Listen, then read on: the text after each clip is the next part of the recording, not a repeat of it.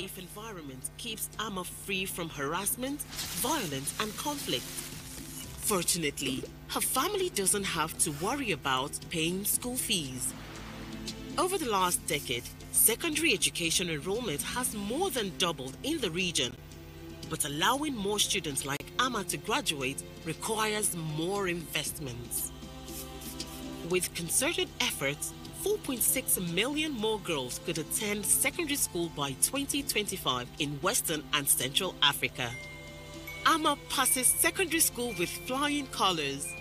She attends a university that is affordable, flexible, and offers high-quality skills, preparing her for future careers. She learns about the impact of climate change and its effect on her community, inspiring a career in the green economy. Entering the workforce, her family is proud of Amma's accomplishments, especially her mother, who decides to continue her education through lifelong learning programs. With smart investments, an additional 3 million people can access tertiary education by 2025. Unfortunately, many children don't have opportunities like Amma's. For this to become a reality for every child, governments need to invest in education reforms, improving lives, and fostering economic growth. We need to act now. Join the World Bank Education Coalition for Western and Central Africa, where all girls and boys arrive at school ready to learn, acquire quality education, and enter the job market with the skills that become productive and fulfilled citizens.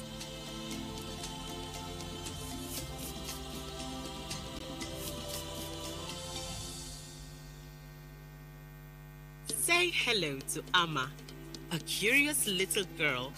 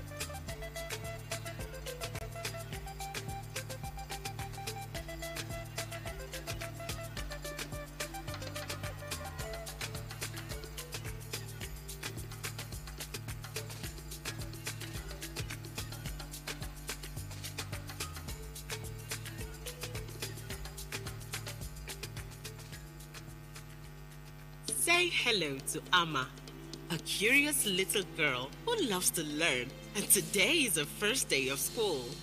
Amma's family prepared her for school by providing her with proper nutrition and an engaging home environment. Success for Amma starts in primary school, where good roads for transportation, clean drinkable water, and toilets help her focus on learning. Amma's teacher has a major impact on her students, but must be supported with training and resources. Because Amma's classroom has regular learning assessments,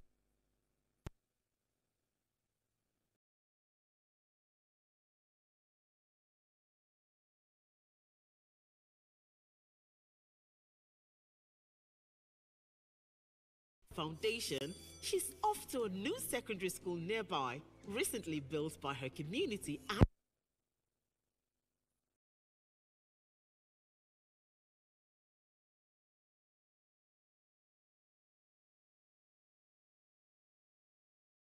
school fees.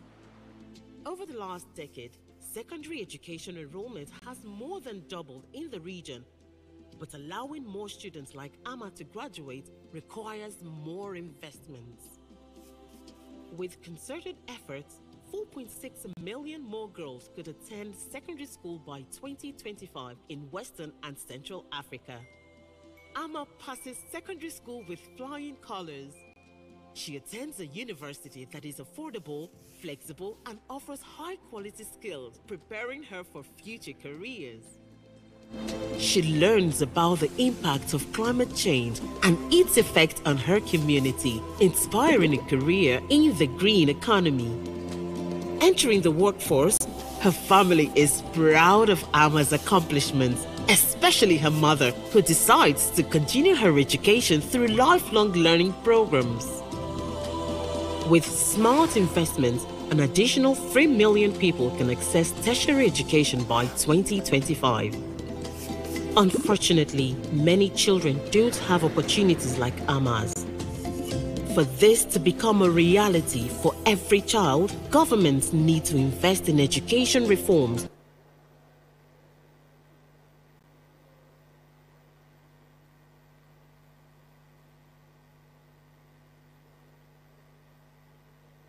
Ladies and gentlemen, distinguished guests, good morning or good afternoon. My name is Idris Elba. Please excuse my dress, my informal setting. I come to you from my home in London. I wish I was there. But at the outset, I'd like to wish and congratulate HE President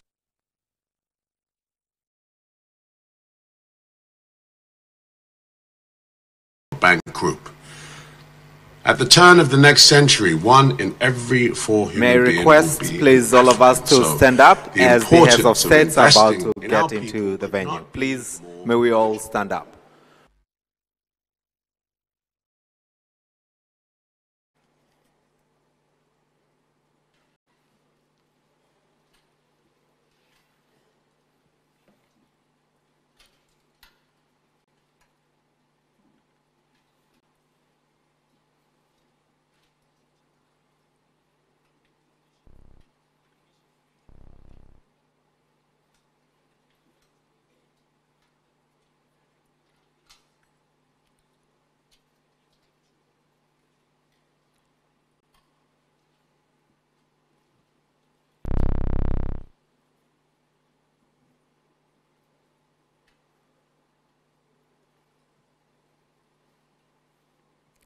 Okay, kindly be seated for another couple of moments.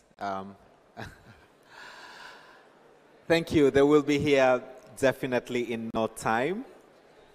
And thank you for your patience. Thank you very much.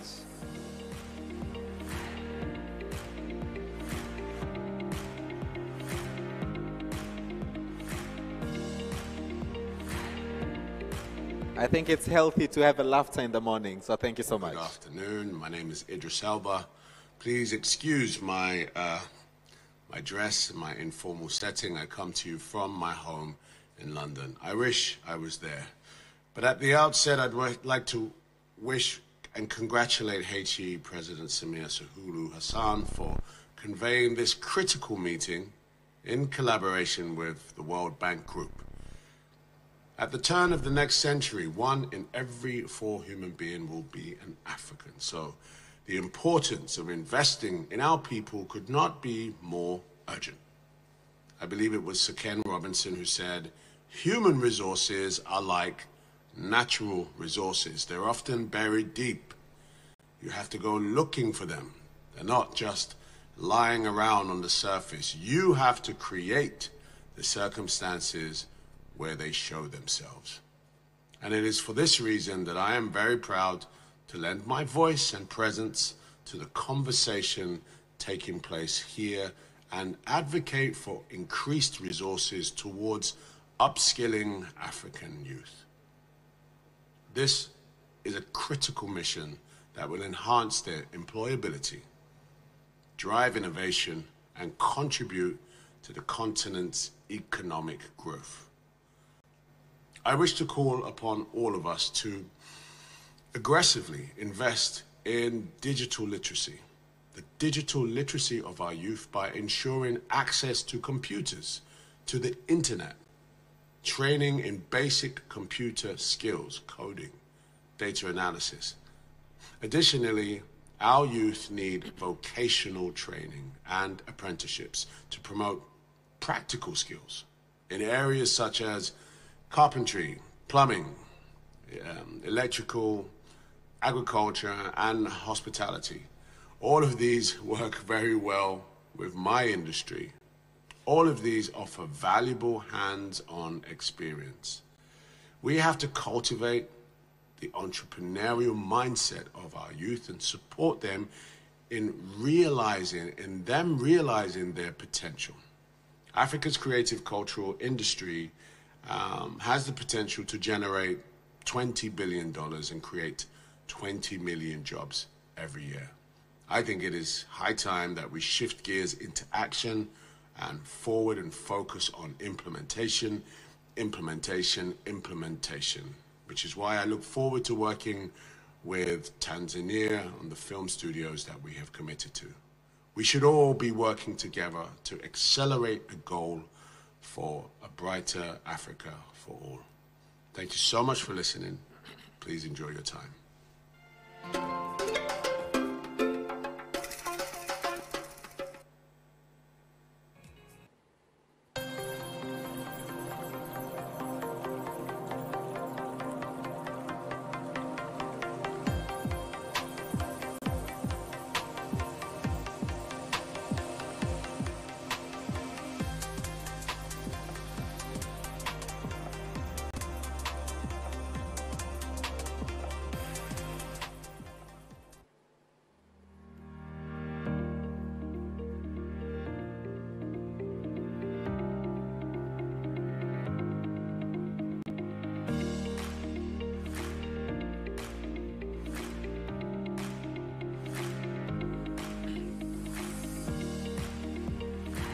May we kindly stand up, brass band.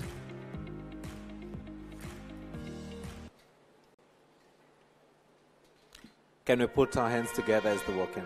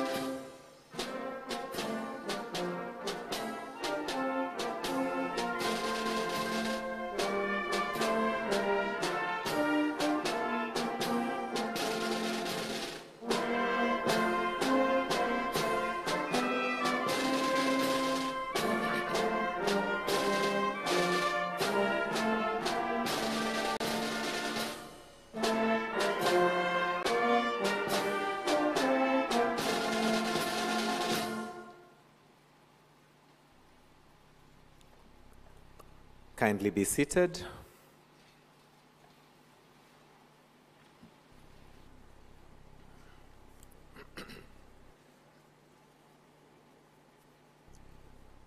Your Excellency Samia Suluhu Hassan, President, Republic of Tanzania.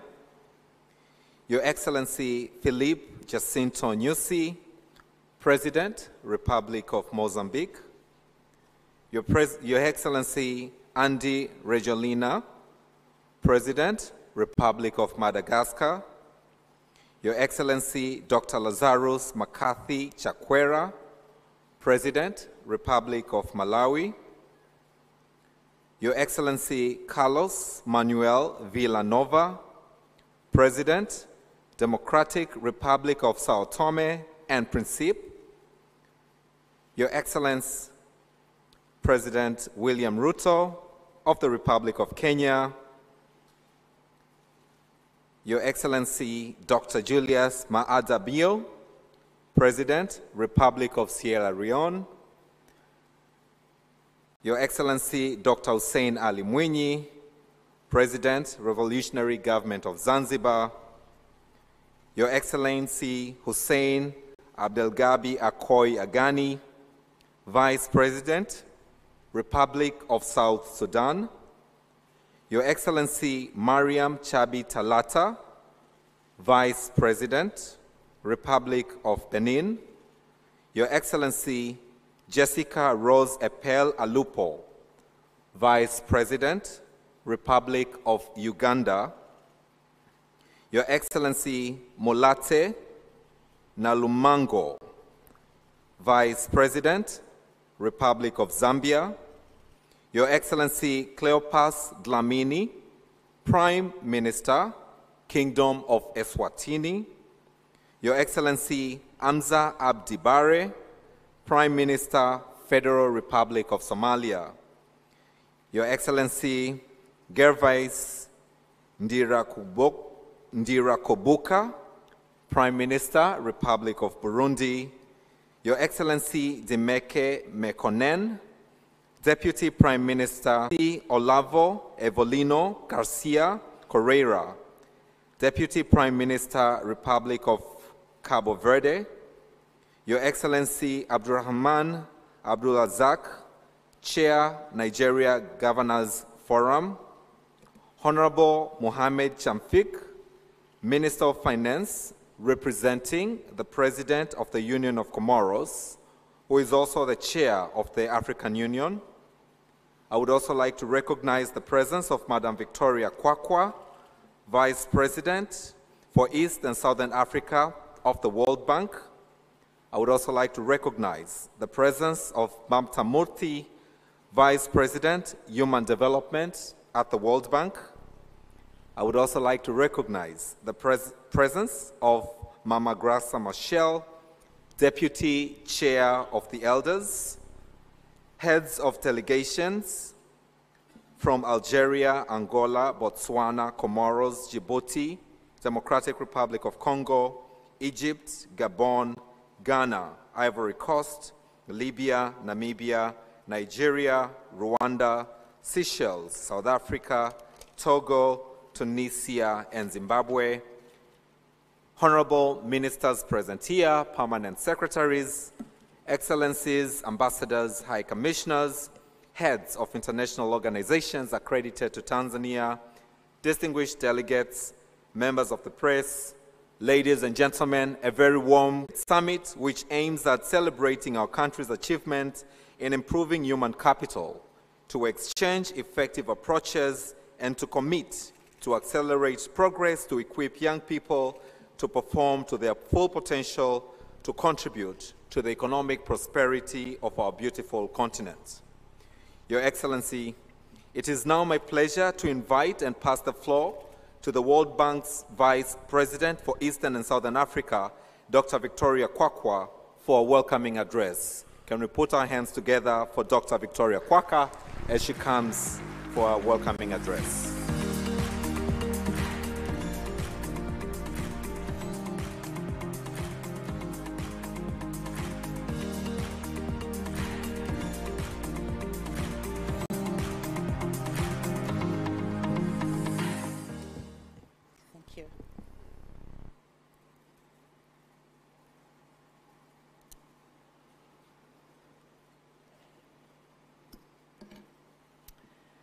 Thank you. Your Excellency, Dr. Samia Suluhu Hassan, President of the United Republic of Tanzania, Your Excellencies, Heads of State and Government represented here today, Your Excellencies, Vice Presidents, Deputy Prime Ministers, Excellencies, Heads of Delegations, Honorable Ministers, ladies and gentlemen, good morning. And warm greetings to all of you. It's a great pleasure and honor to be here together at the inaugural Africa Human Capital Heads of State Summit. I want to thank you, President Samia, and your government for your gracious hospitality in hosting the summit in partnership with the World Bank.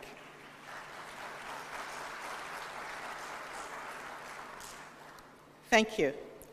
I'd also like to recognize the kind technical and financial support of our partners, the Bill and Melinda Gates Foundation, the Global Finance Facility, the Government of Korea, and the MasterCard Foundation.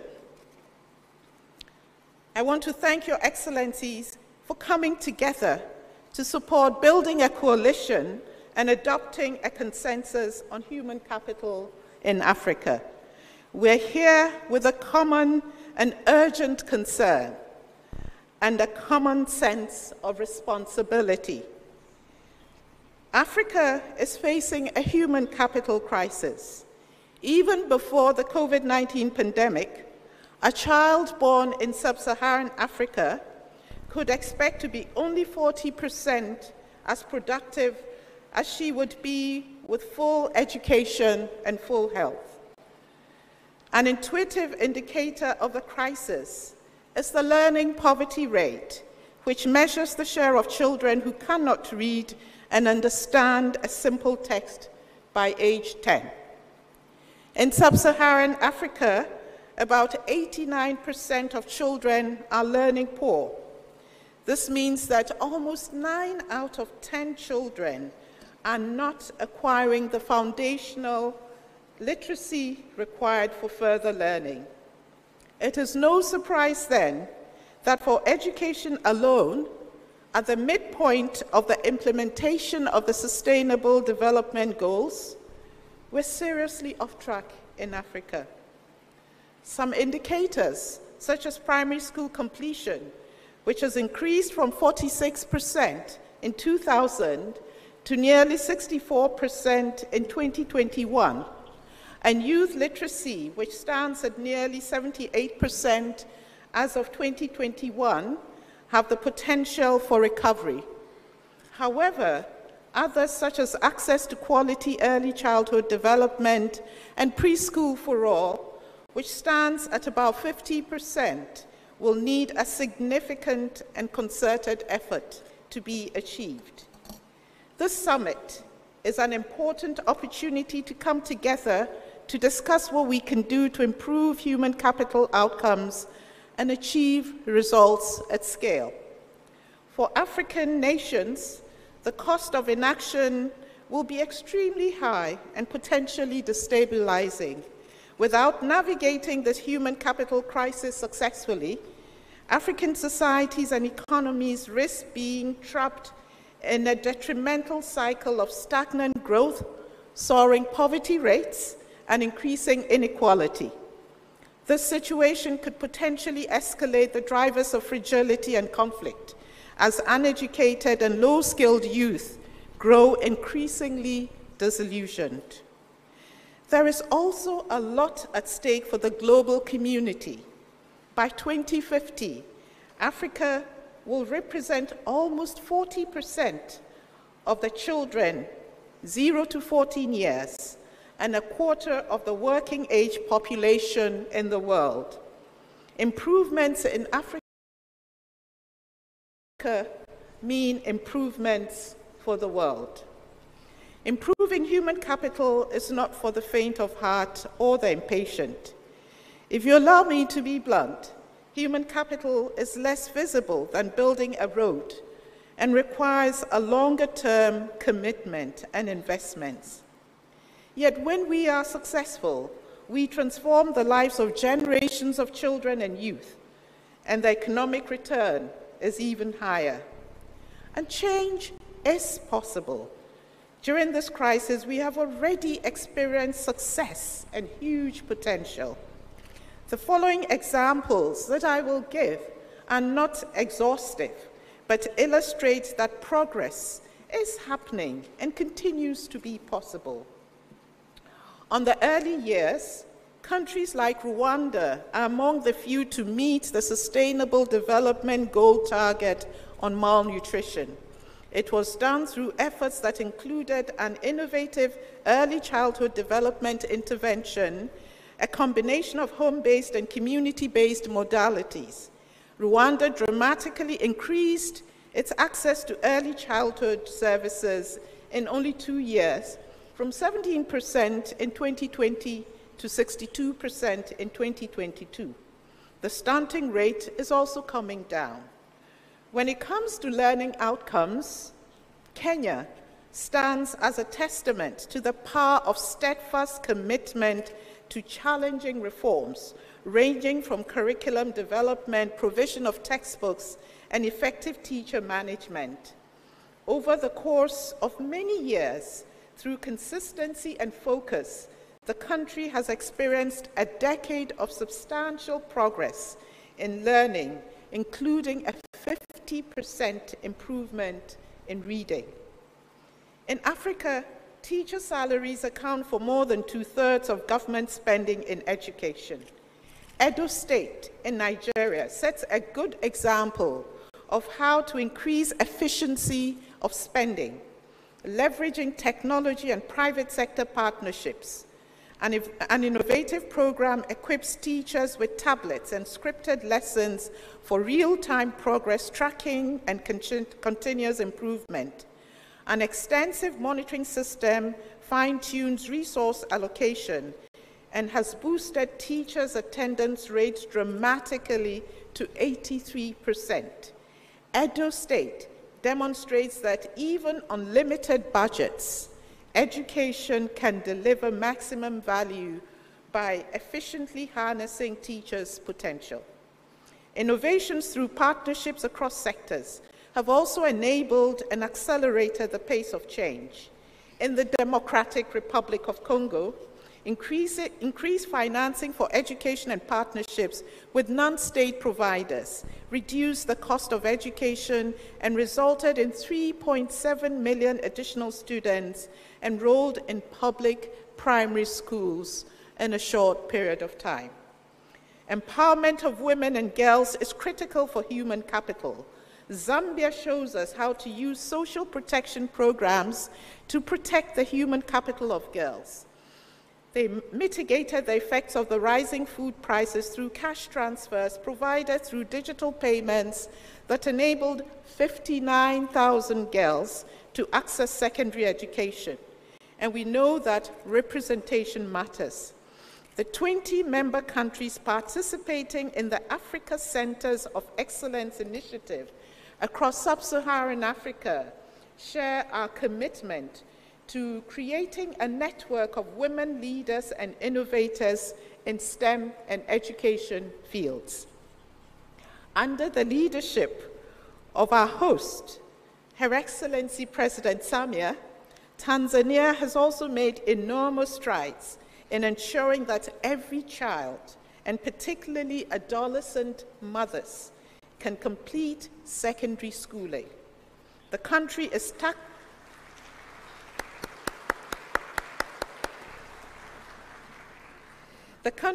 tackling this challenge in a holistic and coherent way. They are preventing dropout by expanding the school network and implementing an innovative Safe Schools program. At the same time, their new continuation policy is opening the doors of the formal education system to students who have already dropped out and young mothers. As a result, between 2018 and 2022, the number of girls enrolled in lower secondary school increased by 400,000 students, equivalent to a 35% increase in enrollment. We celebrate all these successes.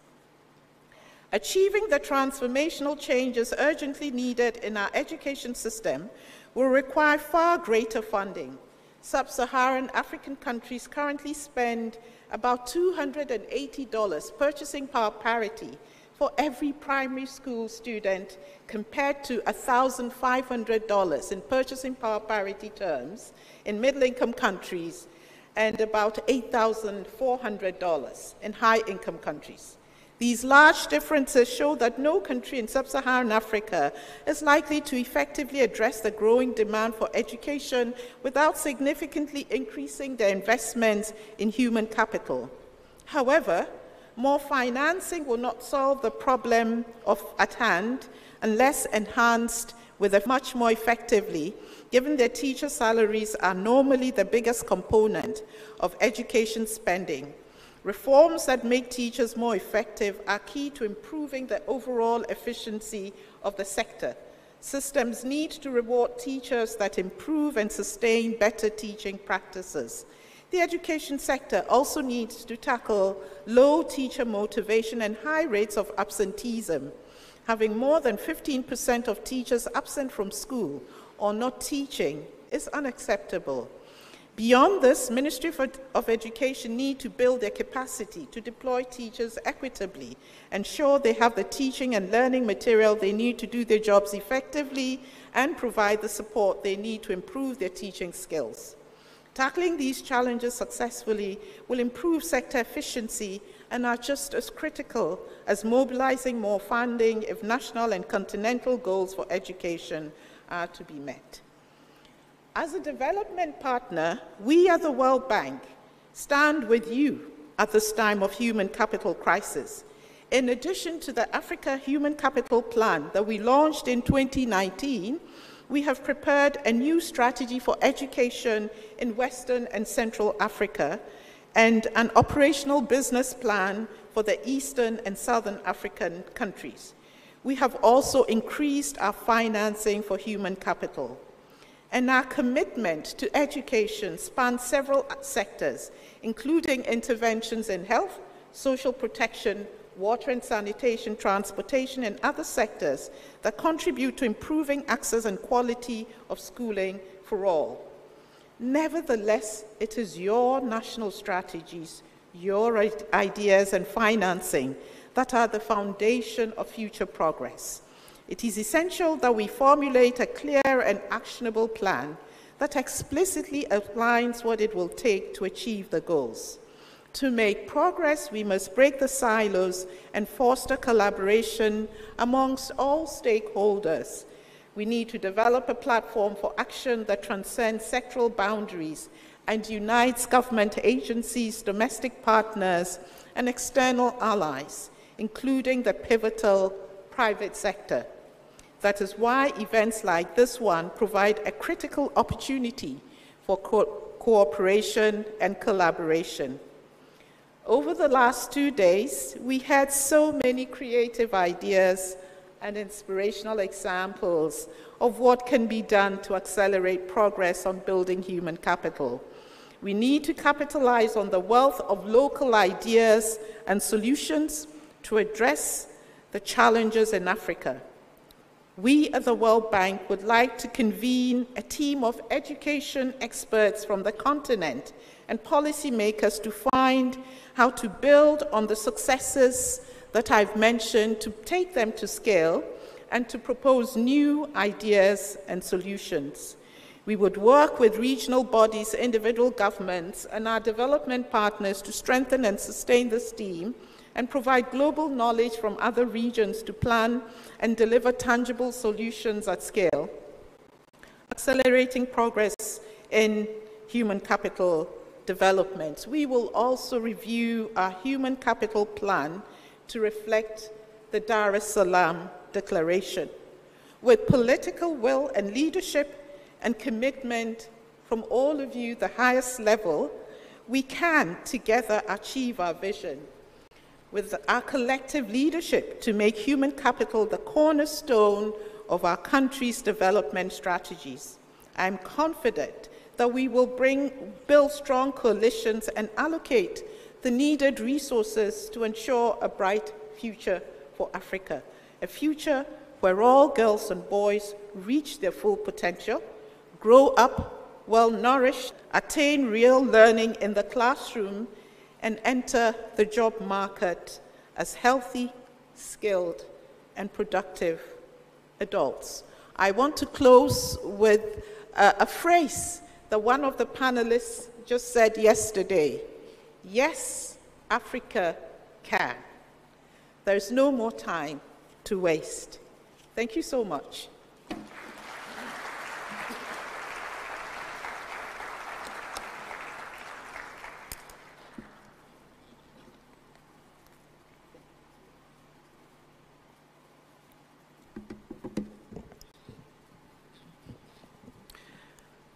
Thank you, Dr. Kwakwa, for your inspirational words and for the work that you and your team, together with the government of Tanzania, have put to make this summit a great success. Your Excellency, I would now like to invite to the podium Honorable Dr. Stegomena Tax, Minister of Foreign Affairs and East Africa Cooperation of the United Republic of Tanzania, for her introductory remarks. Can we put our hands together as she comes to the podium?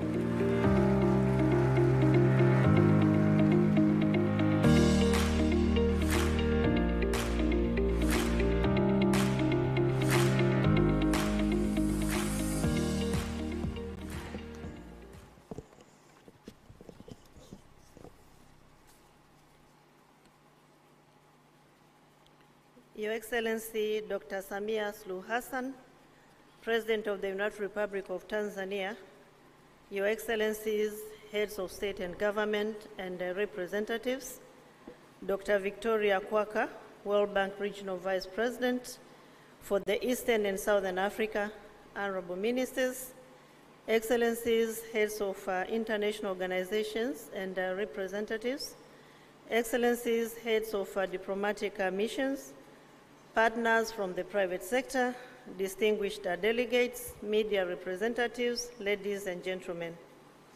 It is a great honor and privilege to stand before Your Excellencies to deliver introductory remarks on this special and a momentous occasion of the 2023 Africa Heads of States Human Capital Summit with a theme: accelerating Africa's economic growth, boosting youth productivity by improving learning and skills. That is taking place here in Dar es Salaam, the hub of peace. Your Excellencies, we gather here in recognition of the pivotal role that human capital plays in shaping the present and future of our African societies and economies and the global community at large. Human capital is defined as the knowledge, skills, abilities, and the health of individuals, and is the wealth of any nation. It is the driving force behind innovation, productivity, and the sustainable development. Investing in people is not only a moral imperative, but also an economic necessity. May I therefore take this opportunity to thank Her Excellency, Dr. Samia Suluhu Hassan, President of the United Republic of Tanzania, for her visionary decision to host this summit, and the World Bank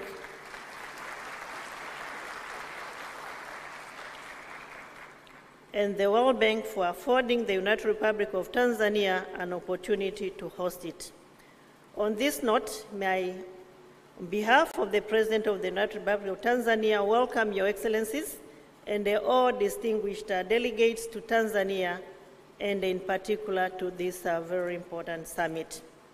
Your Excellencies, the journey to the African Human Capital Summit started in April 2023, when the United Republic of Tanzania accepted to host the summit. Preparations were then launched by Her Excellency Dr. Samia Suluhu Hassan, the President of the United Republic of Tanzania, on the 19th of May 2023 in this same venue, during which stakeholders were invited to join the government of Tanzania in preparing for the summit. We are grateful that the invitation sent by Her Excellency the President of the United Republic of Tanzania to African heads of state and the government, international partners, and other stakeholders have been honored graciously. The summit is being attended physically by more than 1,000 participants, representing 44 governments and other partners, and the virtual attendance through various platforms has also enabled extended participation of about 1,300 participants, making a total of 2,300 participants attending this summit. The United Republic of Tanzania values your attendance and the participation, Your Excellencies, and they thank the World Bank for partnering with the United Republic of Tanzania to host this important summit in Tanzania. This positive response is a testimony of the seriousness attached to human capital development and the role it plays in boosting socio-economic growth of our continent. The summit comes at a time when the continent continues to implement Agenda 2063, aiming at transforming Africa into a global powerhouse. To achieve this aspiration, human capital development is a critical component, requiring massive and coordinated efforts by African countries and other partners. This summit is therefore a significant step towards achieving Agenda 2063 and also our pursuit to accelerate the realization of sustainable development goals. The summit provides a platform for sharing knowledge, experiences, and come up with innovative strategies to unleash the power of human capital and the concrete commitments. With the intensive preparations and commitment, as my sister, Madam Victoria said, the political commitment that we have witnessed, we are set for a very successful summit. With these introductory remarks, it is with great humility that I beg to invite Her Excellency Dr. Samia Suluhu Hassan, the President of the United Republic of Tanzania, to address the summit. Karibu sana, Mheshimiwa Rais.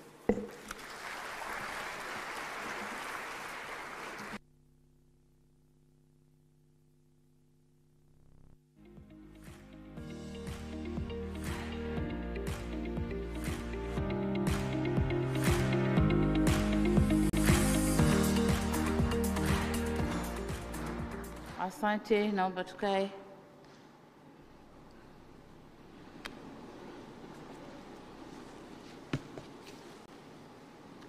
May I request the delegates to use their translation tools, because I'm going to talk on my national language.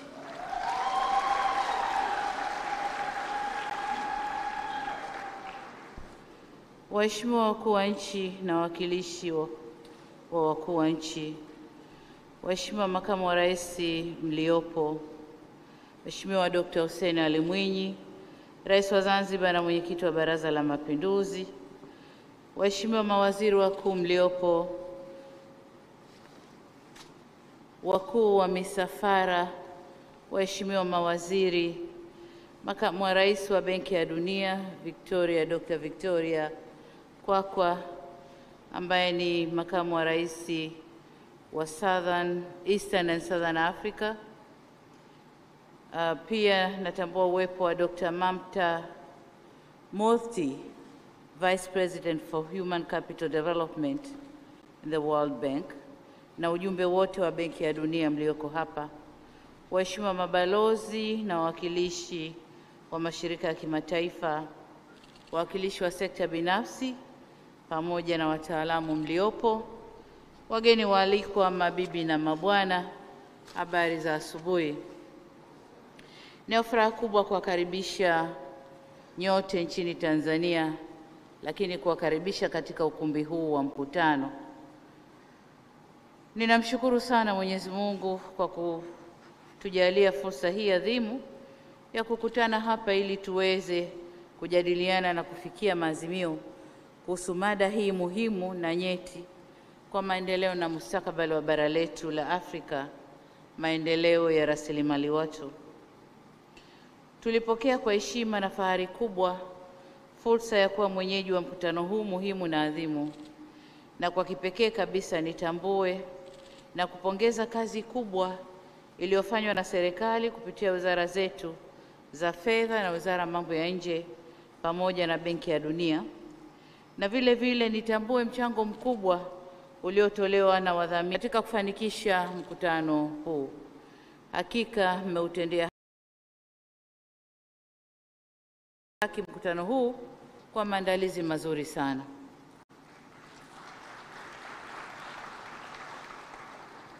Natambua tuna wageni wengi waliosafiri masafa marefu kujiunga nasi leo, na nitumie fursa hii kuwapa pole kwa machovu ya safari na kuwakaribisha Tanzania. Natumai mmepokelewa vyema na mmekirimiwa kwa mila na desturi zetu za Kitanzania. Karibuni sana. Vile vile nitumie fursa hii kuwashukuru waheshimiwa viongozi na washiriki wote kwa kubali mwaliko wangu na kuungana nasi katika mkutano huu muhimu unaobeba kauli mbiu inayosema kuchochea ukuaji wa uchumi Afrika, kuongeza uzalishaji wa vijana kupitia mafunzo na ujuzi, yani accelerating Africa's economic growth, boosting youth productivity by improving learning and skills. Tunakutana leo kujadili ajenda ambayo ndiyo moyo wa mataifa yetu: uwekezaji katika rasilimali watu, hususan vijana. Mkutano wetu huu wa leo utaamua ni aina ipi ya uwekezaji unahitajika ili kuleta tija na kuchochea maendeleo ya bara la Afrika. Hakuna muda mwingine sahihi wa kujadili haya zaidi ya huu tulionao. Kwa kipindi cha zaidi ya muongo mmoja sasa, bara la Afrika limepitia ukuaji na uimarikaji mkubwa wa uchumi au chumi zake katika sekta tofauti. Hali hii ya ukuaji wa uchumi ilifanya bara kuja na misamiati kadhaa, ikiwemo Africa is rising, lakini pia it's African century. Misamiati hii ilitokana na vuguvugu la harakati mbalimbali zilizokuwa zikifanyika ili kulikwamua bara letu la Afrika kutoka kwenye utegemezi wa kiuchumi. Kulifanyika jitihada za maksudi kuhakikisha bara hili linajenga uchumi zake kwa kutumia rasilimali zake ili kuweza kujiletea maendeleo. Kwa baadhi ya nchi na kanda, maendeleo haya, ila kwa baadhi ya nchi maendeleo hayakuonekana au yalionekana kwa kiasi kidogo. Ni jambo la kusikitisha kuwa kwa baadhi ya nchi ukuaji huu wa uchumi haujachangia katika kuhakikisha wanajenga uchumi jumuishi wala kuchochea uzalishaji wa ajira mpya, hususan kwa vijana. Aidha, mbali na ukuaji huu wa uchumi, bado bara la Afrika limeendelea kukabiliwa na changamoto mbalimbali kama vile uhaba wa chakula, viwango vikubwa vya ukosefu wa ajira, umasikini uliokithiri na ukosefu wa usawa kwenye jamii. Ni wazi kuwa bara letu bado linahitaji mageuzi makubwa katika nyanja zote muhimu za uzalishaji na maendeleo. Na haya ndiyo malengo na madhumuni ya ajenda ya maendeleo ya Afrika tunayoitaka ya mwaka 2063 ambayo imeweka malengo 7, na hapa najielekeza kuyazungumzia malengo 4 ambayo: moja, ni Afrika ambayo mafanikio yake yanajikita kwenye ukuaji jumuishi wa uchumi na maendeleo endelevu. 2, Afrika yenye utengamano kisiasa kwa kuzingatia fikra za kimajumui na mwelekeo wa kimapinduzi. 3, Afrika inayozingatia misingi ya utawala bora demokrasia, haki za binadamu na utawala wa sheria.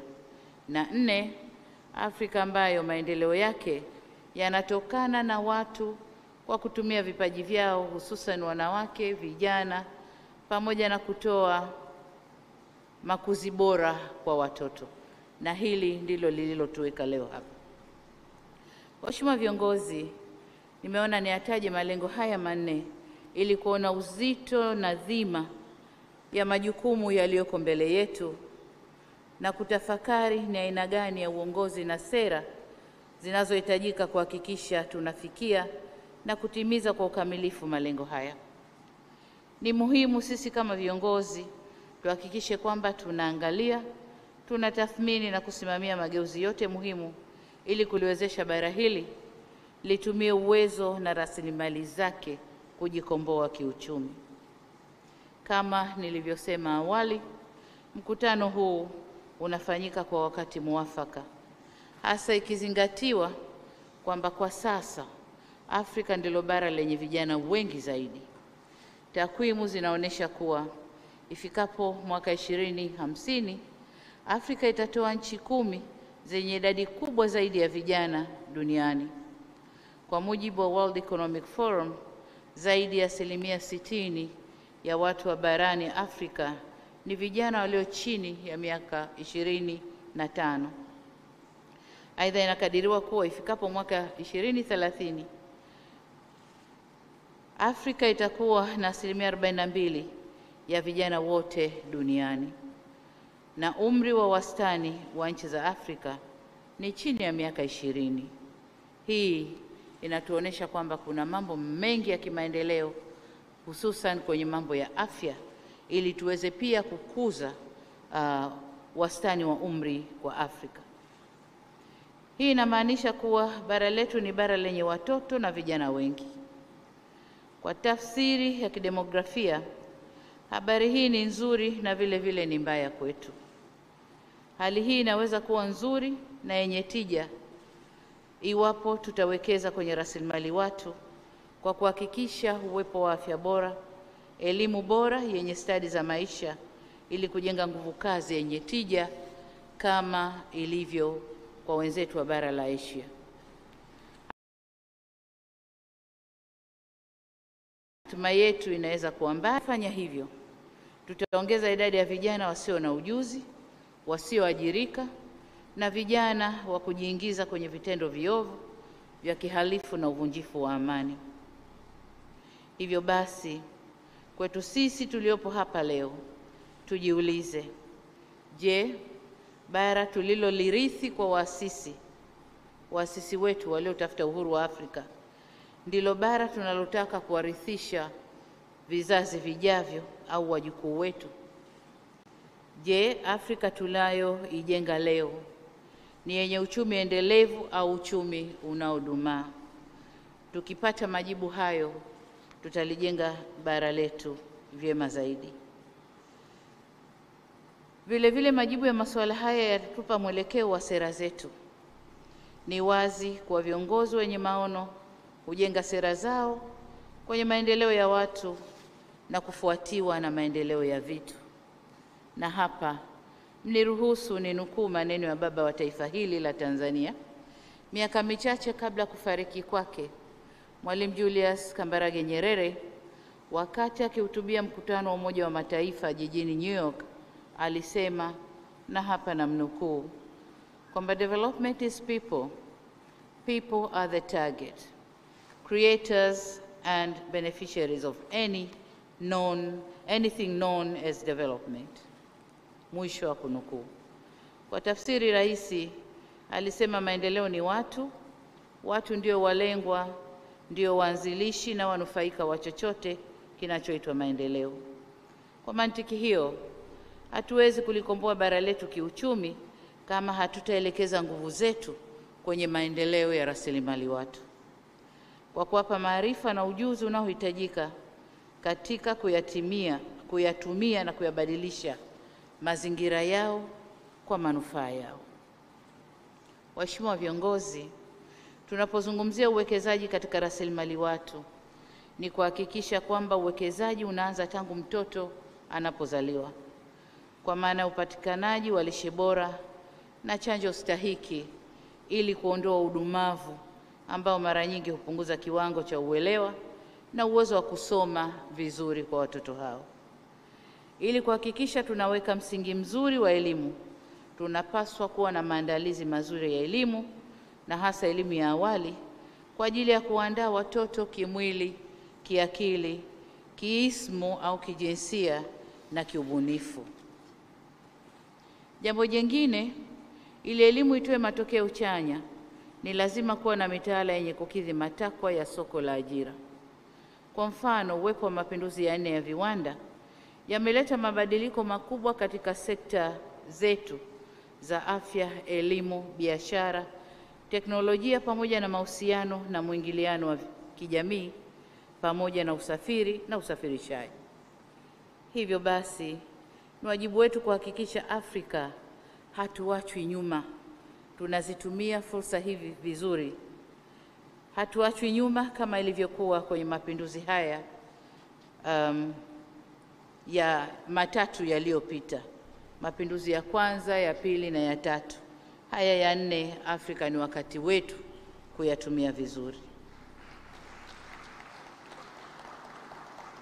Mwasisi wa taifa huru la Afrika Kusini, hayati Mzee Nelson Mandela, alisema, na mimi namnukuu, "Education is the most powerful weapon you can use to change the world."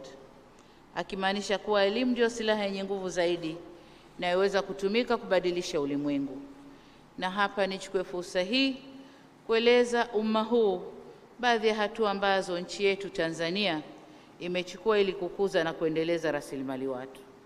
Moja, tumeamua kutenga fedha nyingi kwa ajili ya afua mbalimbali za lishe na huduma za afya ya uzazi wa mama na mtoto.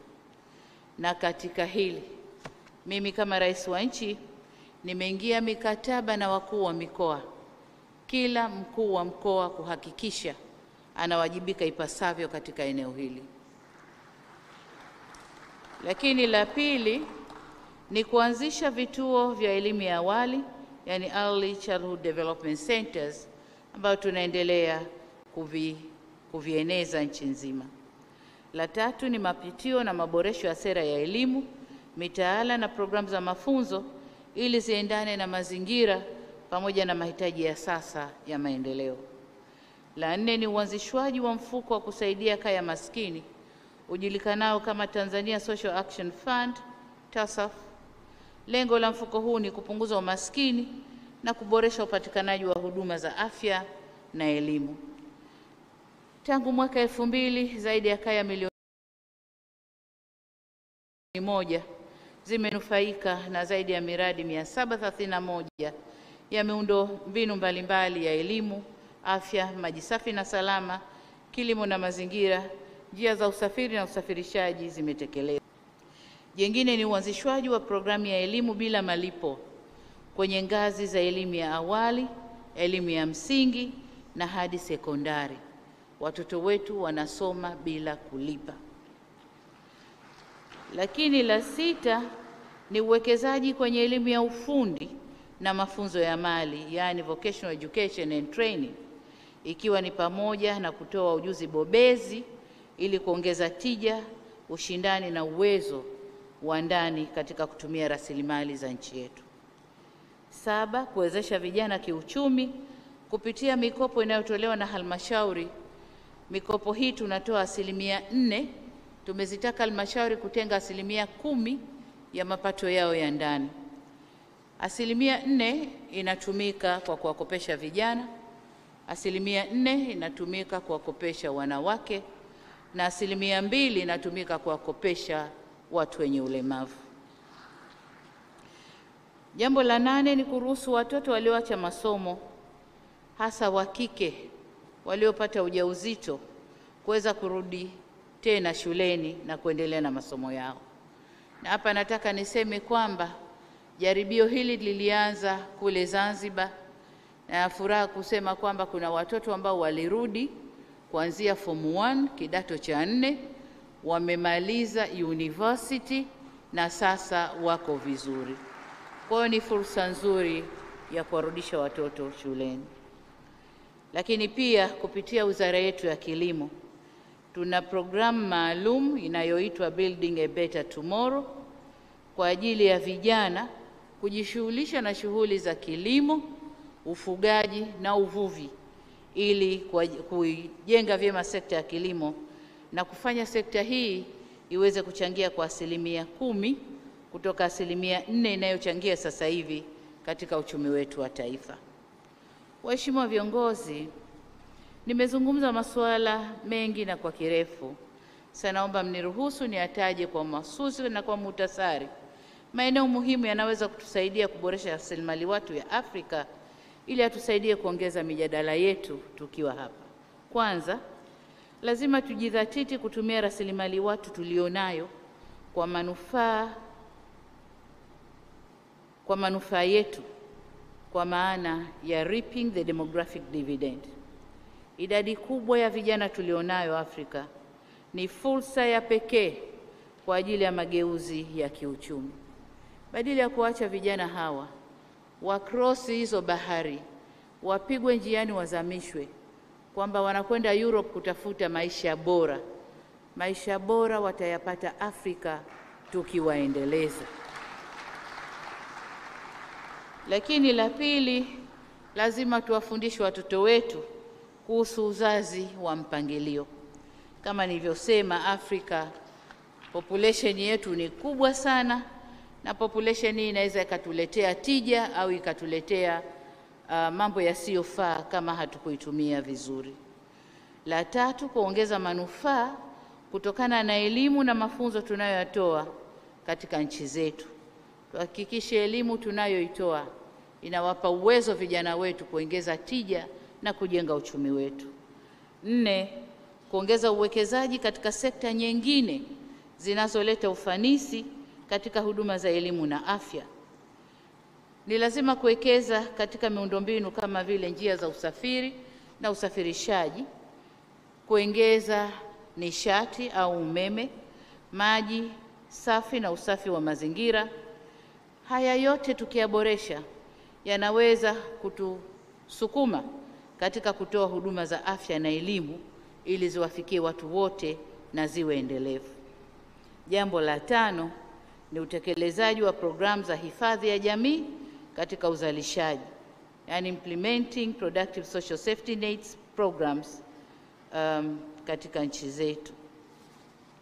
Waheshimiwa viongozi, kuzifungua fursa katika kuitumia rasilimali watu ya Afrika ni wajibu wa kimaadili na ni sharti muhimu la kiuchumi, kwani kwa kuwekeza katika hifadhi ya jamii, kuongeza rasilimali fedha kwenye elimu na maendeleo ya rasilimali watu, tunaweza kuijenga Afrika yenye mafanikio jumuishi. Kwa hivyo, inatupasa tuunganishe nguvu za serikali, asasi za kiraia na sekta binafsi ili kufanya uwekezaji unaohitajika na kujenga mazingira wezeshi ya kukua na kuendelea kwa rasilimali hii muhimu ambayo ni watu wetu, vijana wetu. Kwa pamoja tunaweza kujenga mustakabali mwema wa Afrika kwa kuhakikisha ndoto za vijana wetu zinatimia. Waheshimiwa viongozi, wakati nikihitimisha, nisisitize kwamba suala la maendeleo ya rasilimali watu wa Afrika haliwezi kuja kwa kubahatisha na halina mbadala. Lazima tuwe na mipango madhubuti ya kuhakikisha rasilimali watu Afrika inaendelezwa kwa manufaa ya bara hili na kwa maendeleo yetu. Ndugu zangu, baada ya kusema hayo, niseme wakati ni sasa. Inawezekana kila mmoja atekeleze jukumu lake kwa nafasi yake, tuendeleze bara letu Afrika. Asanteni sana kwa kunisikiliza. Asante sana.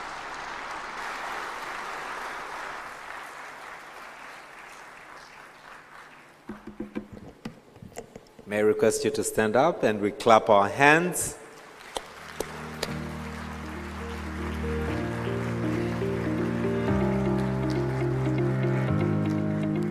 Please be seated. Asante sana. Wakati ni sasa, inawezekana. Can we all say that? The time is now, it is possible. The time is now. Thank you so much, Your Excellency, for your leadership and for bringing the continent together for this important Human Capital Heads of State Summit here in Dar es Salaam, Tanzania. Excellencies, up next we have a video that is going to set the stage on how focusing on learning and skills will help propel human capital-led economic growth in Africa. After the video, I will have the honor to invite World Bank Vice President for Human Development, Dr. Mamta Murthy, to give us a deeper reflection of this video. But for now, distinguished delegates, excellencies, is the video. Thank you.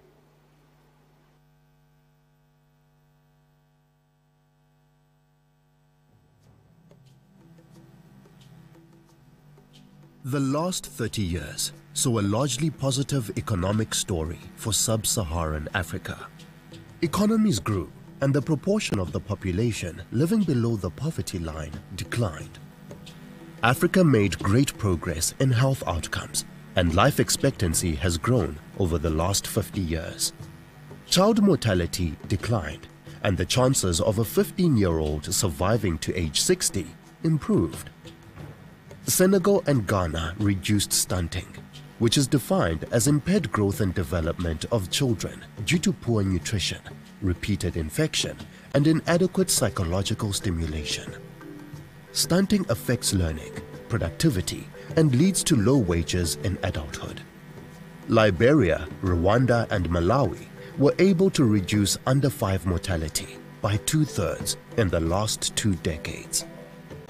Over the last 2 decades, Kenya and the Seychelles have made consistent strategic investments in health and education with significant results. Select countries record higher secondary school access and completion rates than the regional average. This raises the future productivity of current cohorts as measured by the Human Capital Index.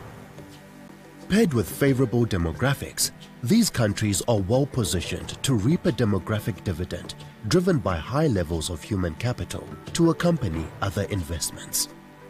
However, there were significant differences across the countries in national income, natural resources, fragility and conflict, and urbanization, among others. A key feature of Africa's growth experience has been the diversity driven by regional heterogeneity, with some countries growing faster than 1 billion now, and is projected to grow to slightly more than 2 billion people by the late 2040s. Although the region has grown economically, this was not enough to deliver rapid per capita income growth. Africa is still the poorest region and lags in key human capital indicators like learning, out-of-school children, stunting, and the proportion of youth with appropriate skills. Still, a significant proportion of children on the continent cannot read, more than half of whom are women, which further limits their participation in the labor market. Africa is at a critical juncture in its economic growth journey in a rapidly changing world, driven by technology and digital advancement. Jobs will be digitally focused and require new skills. While global populations will continue to grow, the overall growth rate is slowing and the world's population is aging. However, sub-Saharan Africa's unique demographics offer both hopes and risks. With timely strategic investment, sub-Saharan Africa has a real opportunity to use its biggest asset, its people, as a key driver for growth. Hope can be seen through a potential economic and demographic dividend with changing dependency ratios. But with a rapidly increasing population of young people and workers who will need education and jobs, sub-Saharan Africa is the only region with an increasing working age population. The youth population in India and China are declining, while that in sub-Saharan Africa is increasing. By 2075, Africa will stand out as an extraordinary hub of human activity, with almost a third of all people on Earth projected to call this continent home. The working age population is surging at remarkable speeds. By 2035, there will be 450 million more workers joining the labor market, with only 100 million jobs being available at the current rate. Sustained economic growth, fueled by a youthful population, will not be realized automatically. It requires private sector partnerships and bundles of multi-sector, time-sensitive policies for job creation. These policies must equip youth with relevant skills in STEM to meet the demands of future jobs.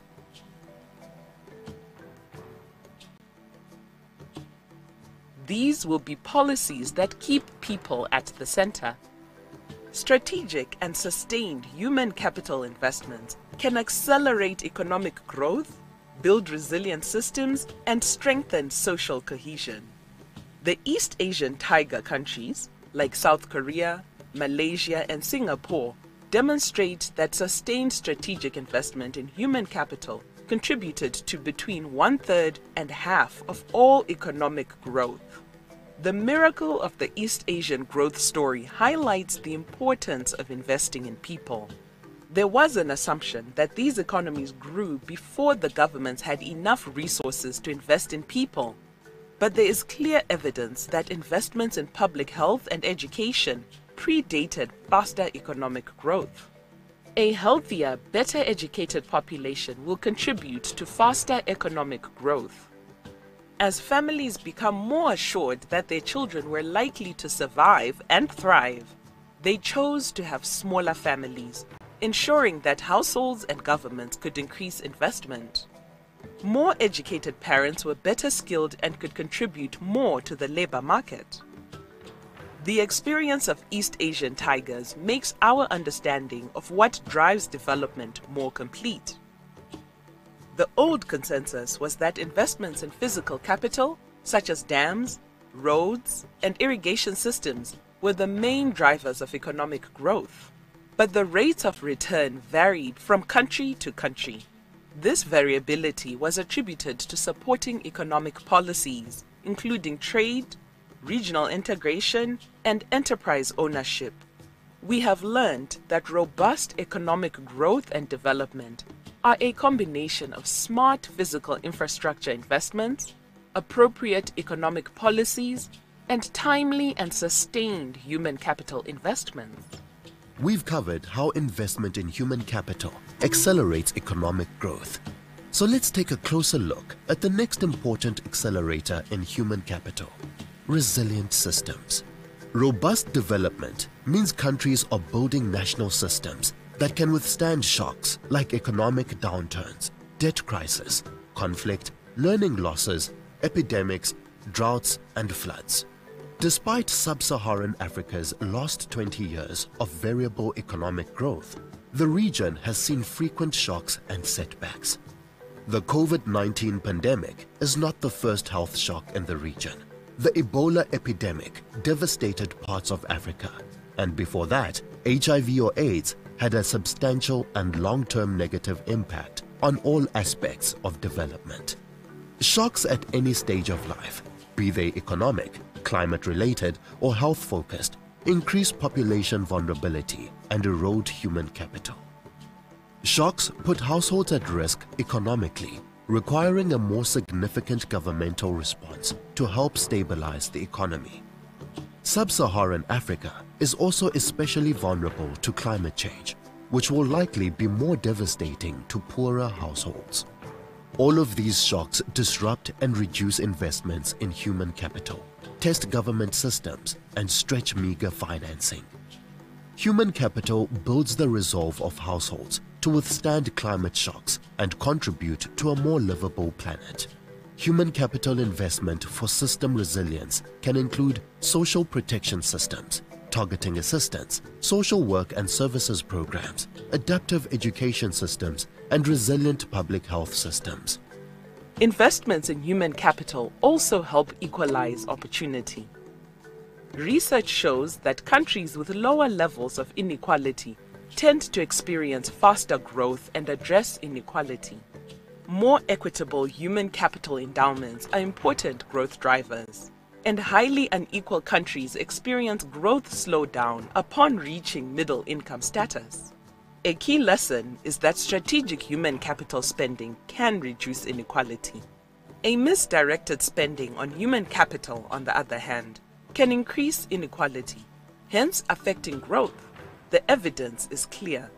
Equal countries tend to experience faster growth. Human capital investments are central to strengthening social cohesion, our final important accelerator. Social cohesion is critical for every country, but is especially important in the context of violence, conflict, and fragility. The delivery of education, healthcare, water sanitation, and justice and security provide the glue that binds a state and a society. At a basic level, providing a range of quality social services that address the population's needs is an important step in building trust in the role of government. To strengthen social cohesion, service delivery solutions should address and correct inequalities across income groups, ethnicities, religions, and linguistic lines. Nations that make smart and equitable investments in human capital through robust education, health and social programs accelerate growth and ensure that women are fully empowered to contribute to economic growth. Evidence shows that strategic investments in human capital and people set the stage for economic growth. Africa's future are needed to ensure these young people will have jobs. We can shape our future with collective focus, resolve, partnerships, and investment. Africa is at a unique moment in its history. How can we partner to ensure Africa reaps its demographic dividend for growth and jobs?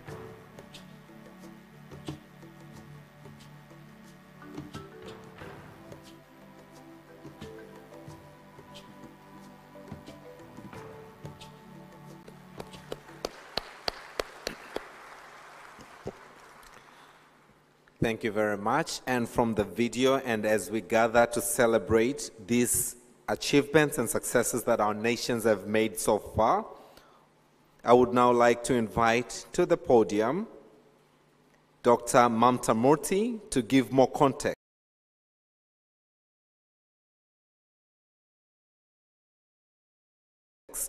of our continent. Distinguished delegates, Your Excellencies, ladies and gentlemen, let's put our hands together for Dr. Mamta Murthy.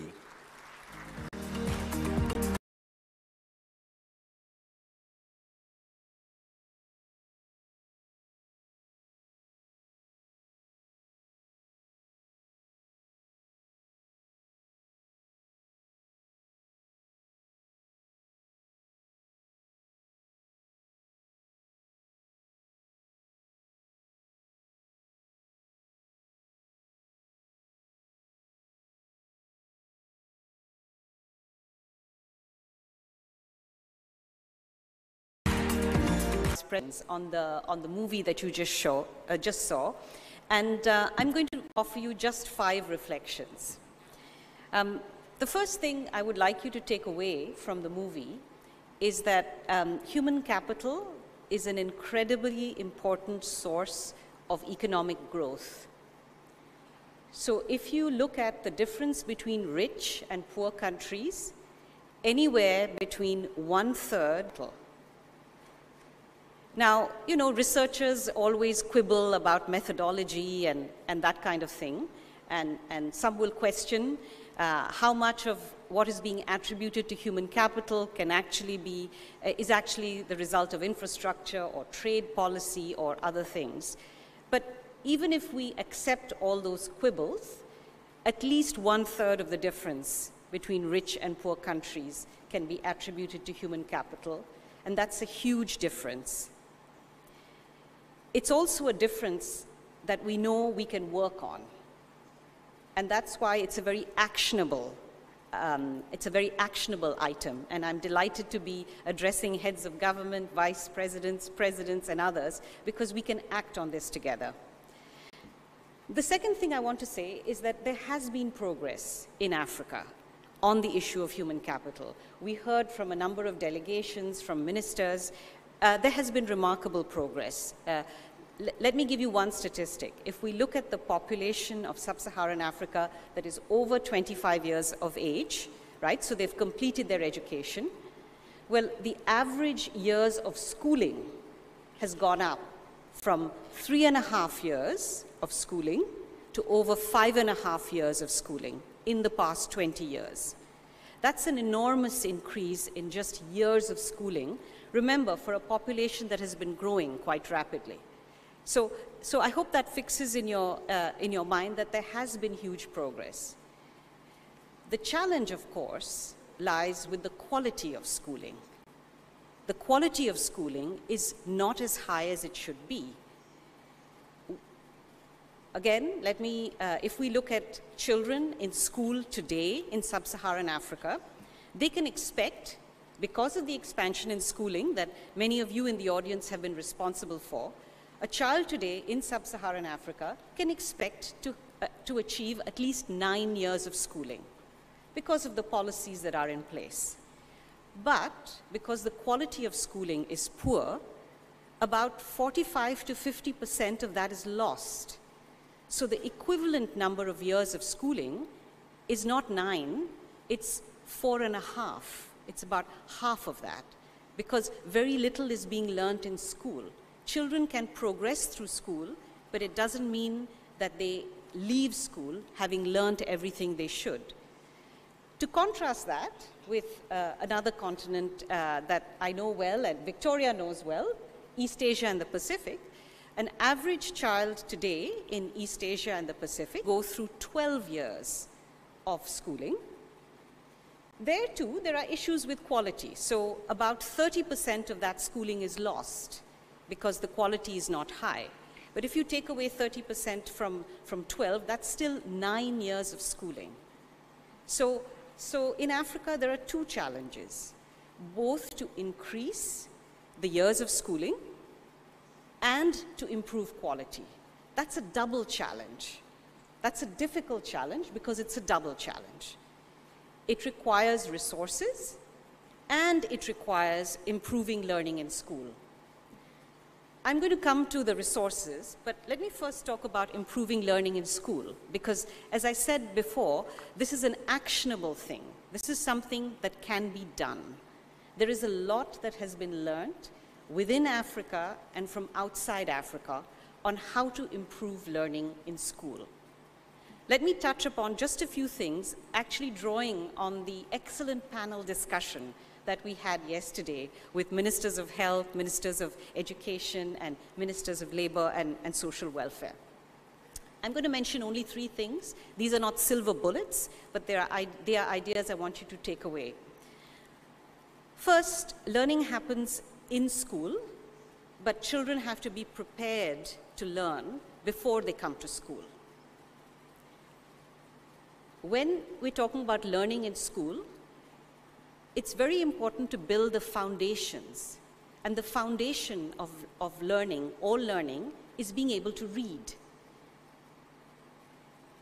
Being able to read is the thing that needs to be emphasized in the early years, in primary school. And there's a lot that can be done by simplifying the curriculum and focusing it on the foundational elements of reading.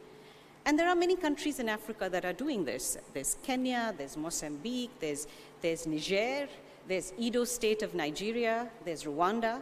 These are very good things to be doing and are worthy of replication.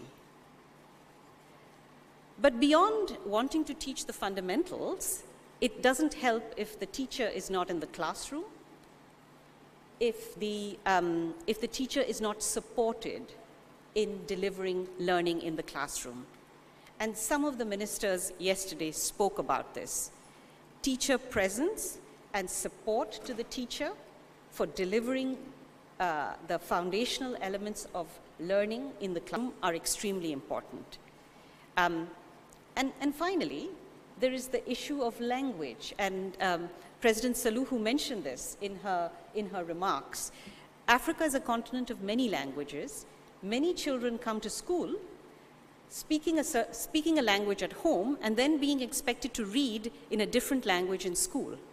So there is an issue around teaching reading in the mother tongue, which is still a challenge in the continent. So I'll leave you with just these three ideas: foundational learning, emphasizing reading, supporting the teacher to deliver learning in the classroom, both by being present and by being supported with the right coaching, with the right in-service training, with the right materials. And finally, the language of instruction, the first language that the child encounters in school.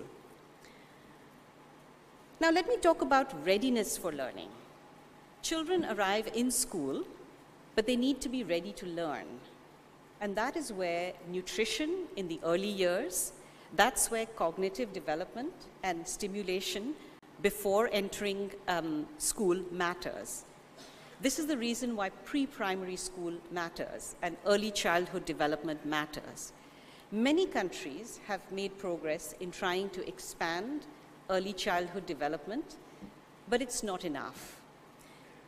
Yesterday, we heard a very good example from the minister from Rwanda, who talked about low-cost, community-based expansion of early childhood development. This is very promising. This expansion can occur rapidly, and it can have an impact on both nutrition and cognitive readiness to learn when children enter school. One doesn't need a Mercedes-Benz of early childhood development. One needs the right interventions in early childhood development in order to have readiness for school. The last point I want to make is really about post-basic education and secondary and TVET and higher education. We had some discussions about this yesterday. If human capital is built through early childhood development, through good basic education, young people still need skills that are relevant for the labor market. We've seen a lot of expansion in post-secondary education, which is not particularly relevant to the needs of the labor market. A stronger emphasis on relevance by involving the private sector, involving business leaders in helping devising a curriculum that is relevant to the needs of the labor market is extremely important. But the skills that are needed go beyond technical skills. They also the skills that are needed are also behavioral.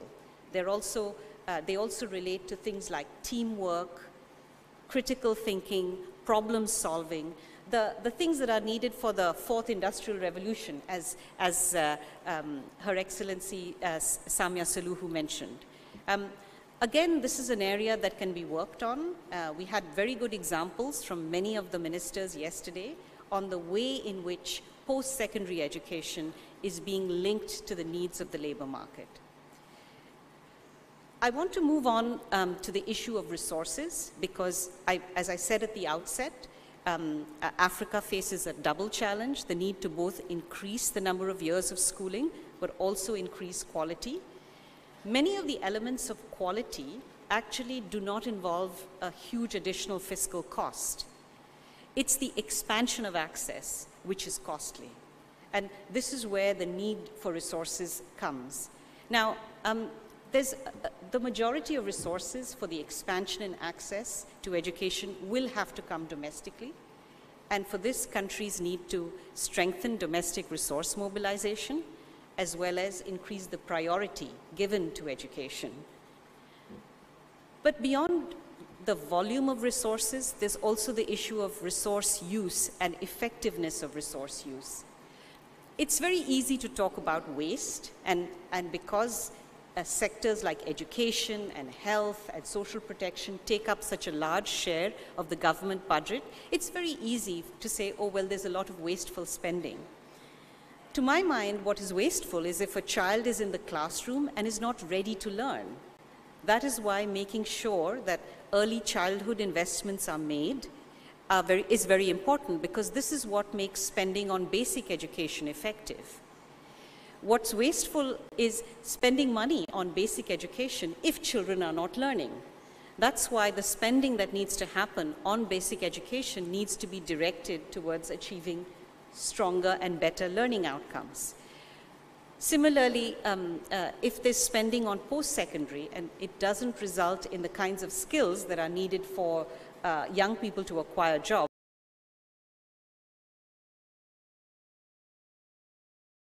on learning and employability, to my mind, is a very good way of approaching the issue of effectiveness of resource use. I want to conclude, and I want to say that what has made me very enthusiastic over these past 2 days is the commitment that I have seen from everybody, from national authorities, from the private sector, from development partners, to make a huge dent on this issue of improving outcomes and expanding access to services. This makes me very positive and very confident. We've also heard excellent examples of things that work. The panel yesterday, I believe, was very inspiring to all of us. My wish at the end of this summit is that everybody goes away with the intention that the examples that we heard now, which are sporadic and are uncommon, my wish is that these become common, and that when we meet in 3 or 4 or 5 years' time, many of these examples are replicated. Thank you very much.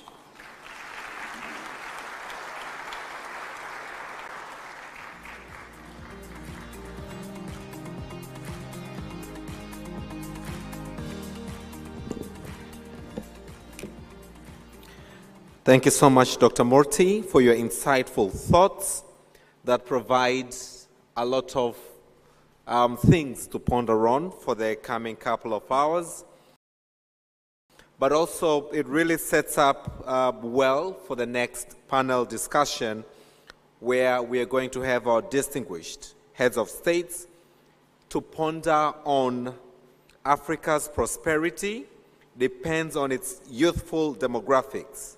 How can Africa utilize its young population fully to achieve Agenda 2063? Excellencies, I'm honored now to invite to the stage the following heads of state for the first panel discussion, as I'd mentioned, looking onto Africa's prosperity that depends on its youthful demographics. How can Africa utilize its young population fully to achieve Agenda 2063? Allow me and join me to welcome to the stage Your Excellency Philippe Jacinto Nyusi, the President, Republic of Mozambique.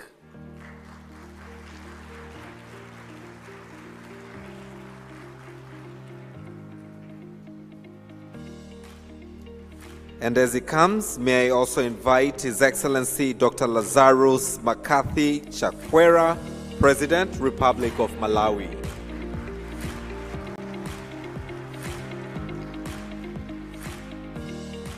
As he comes to the stage, Excellencies, delegates, ladies and gentlemen, let's put our hands together for His Excellency Carlos Manuel Villanova, President, Democratic Republic of Sao Tome and Principe.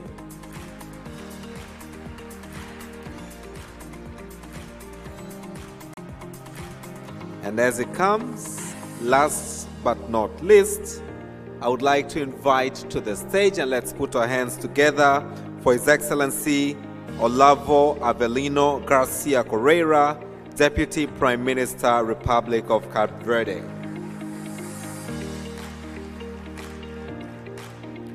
And to moderate these wonderful sessions, allow me, distinguished delegates, ladies and gentlemen, to turn the floor over to CNBC Africa's Editor-in-Chief, Mr. Godfrey Mutizwa, to moderate the next 2 sessions. Let's put our hands together for Mr. Godfrey of CNBC.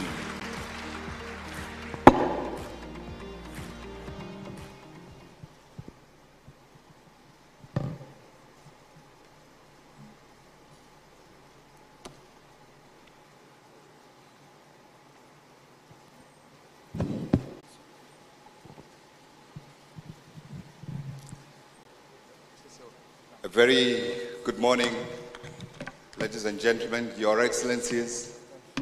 I am hoping I have observed all the diplomatic notes that are important. I'm a storyteller, and I'm very privileged here, and I really feel a sense of belonging to be asked to this august gathering on a very important topic for our country. Yes, our country, Africa.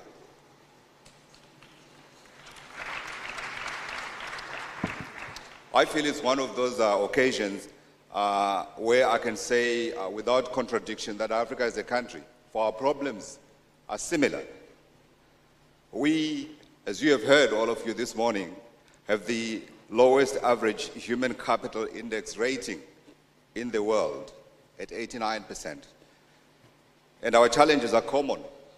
All of us, wherever you look, we face rising inflation, we face rising indebtedness in our households, in our governments.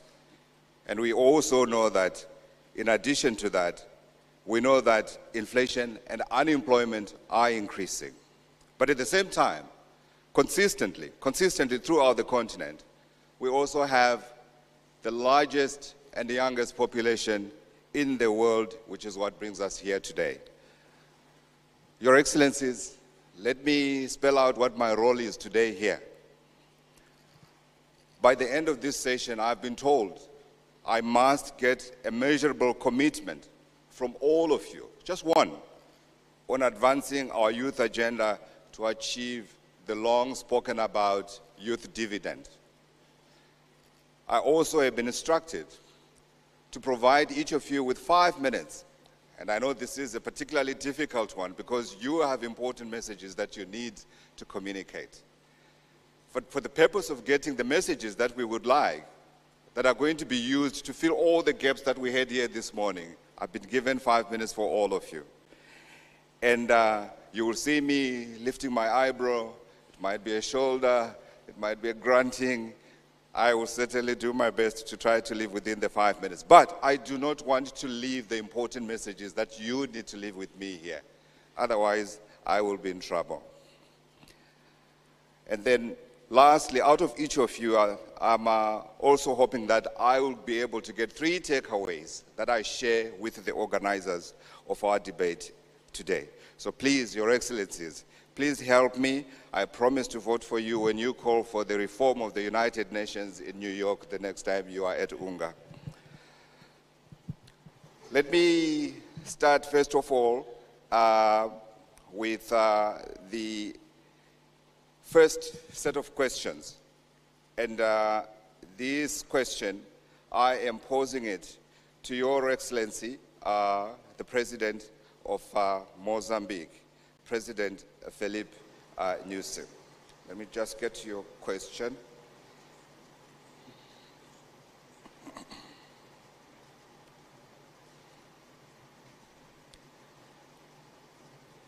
My notes are letting me down here.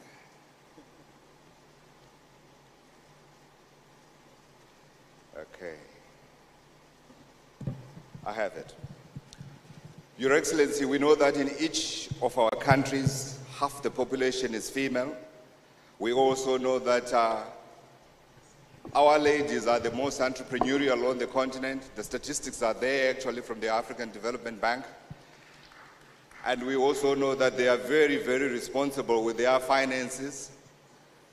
So I want to know what you are doing to improve the female labor force participation. And I dare say even in that entrepreneurial field as well, where they are laboring without participation and beating the man, what more can we do to get the ladies to be more participative than they are currently?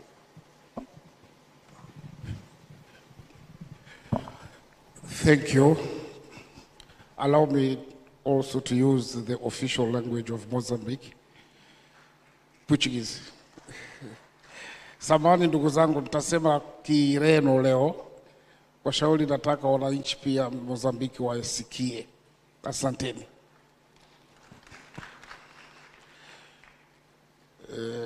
Caros colegas, chefes de Estado, chefes das delegações, doutora Mônica, vice-presidente do Banco Mundial, todos presentes. Primeiro, quero agradecer a oportunidade que os organizadores, neste caso concreto a Tanzânia e o Banco Mundial, nos dá para podermos partilhar experiências no âmbito de capital humano. Esta é matéria fundamental porque é a base do desenvolvimento dos nossos países. Eu vou escolher o caso de Moçambique como caso de estudo. Nós, em Moçambique, agora somos cerca de 32 bilhões de moçambicanos. Destes, 52% são jovens, mas também 51% são mulheres. A pergunta que me coloca concretamente o que fazemos para empoderamento, para o desenvolvimento do capital humano, concretamente para a mulher, ela é uma pergunta que não é isolada. Precisamos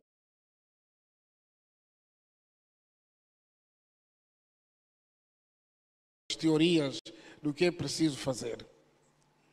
Primeiro, precisamos de garantir a vida, boa vida ou a vida de qualidade para todos os nossos compatriotas, mas, sobretudo, para as novas gerações. Para isso, é preciso facilitar as condições, como acabamos de dizer aqui, ter água,